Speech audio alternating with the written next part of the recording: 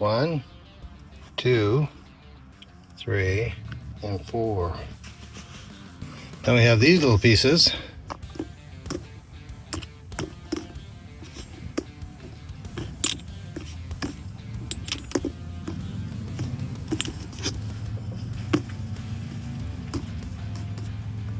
There we go. And then we got this big piece.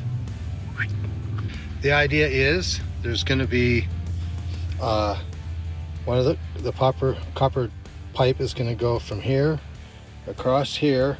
It'll go out a little further and there'll be the elbow. Then it'll go the other side and go back and stop at both ends. Just a little rail to go around. Trusty pipe cutter.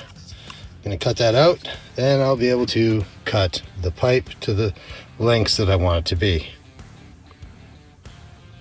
So I've marked a spot here, 2.5 inches.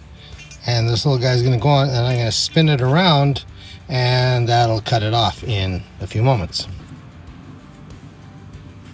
Once I've got one good revolution where it's marked, to take the tape off so it's not in the way.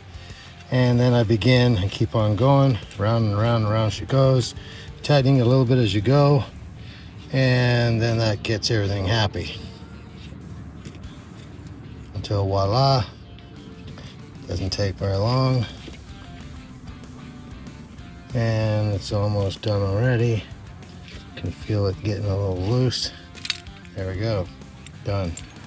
I've got a few of them already glued, pre-glued ahead of time. One side and then the other side.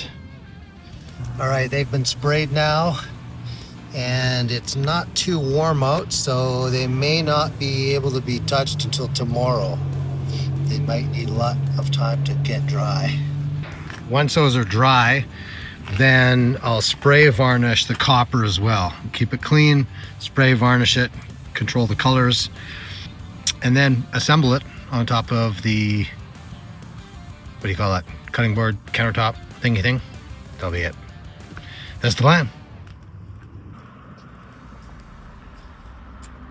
Every once in a while you come up, you discover something really quite different.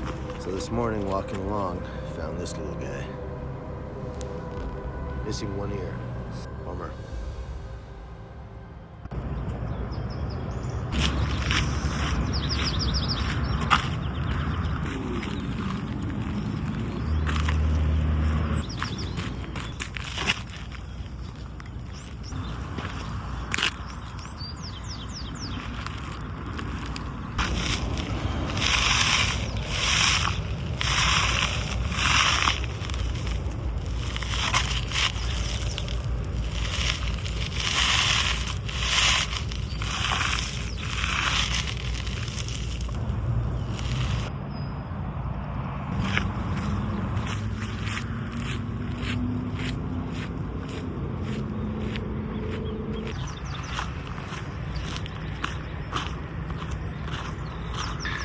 All right, we're back.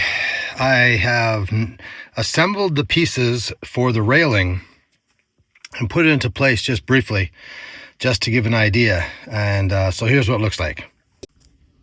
Okay, so there you go. So it doesn't quite hang over. It does hang over a little bit, but not by a lot, as you can see, just barely. And this here is not flush. This will go closer to there, so that. And the bed, because it comes in so close right in here, I've had to cut it so it's not right flush to the edge like this side is, but I'll have to work with it. That's just the way it's gonna have to be.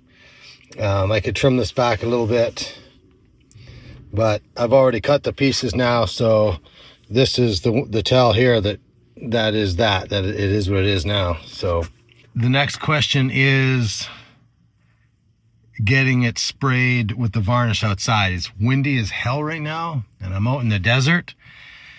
I don't want a bunch of sand stuck to it. So what I'm gonna do is I'm gonna take it outside, do a test spray. I've got a cardboard box that I can spray into, so it'll kind of contain the varnish, so it'll get to the metal, to the copper, and then hopefully it'll dry fast, because it's pretty warm out, pretty hot, sun's good. I'm going to do this end piece here and this end piece here, and then this here part and all the way to here I'll do as one with both corners. That way I can push them both in at the same time and it'll line up. Now I'll get a wrench, I'll tighten those bad boys down, get the spray going. Hopefully we'll get this put in a couple hours once the varnish dries. I mean, it all depends on how long it takes to dry. Now when you're putting the glue inside here, I put it into the hole that the pipe is going to slide into. So with this piece, it's going to slide into this piece right here.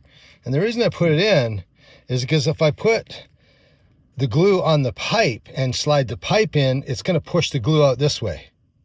If I put the glue on the inside, then when I put the pipe in, I can spread it around inside and I don't have a bunch of excess glue on the outside.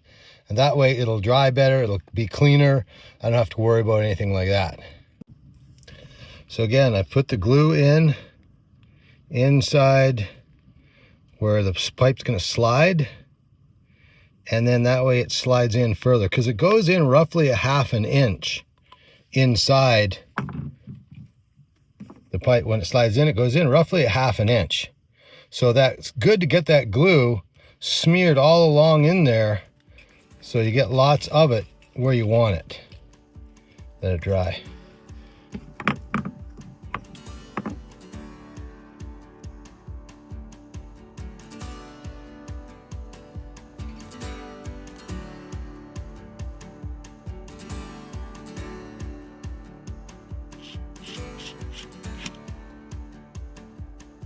All right, I pre-drilled this side and screwed it in, at least 2 on the outside.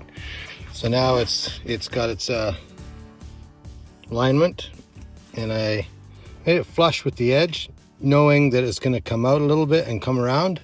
So give us a little bit extra. So we lose a little bit in the back here. This one side all screwed in, and as tight as I can get it to the edge here. I'm going to now put on the front bar, and when it's glued into position, that'll tell me where to put this guy, and then I'll begin the screwing of this side in. It'll be a little bit over this way, I believe. Phase 2. So the right side that I put in dictates where the left side's going to go because of how close it is and where the mattress is. I might have to modify something, but right now that's what it looks like.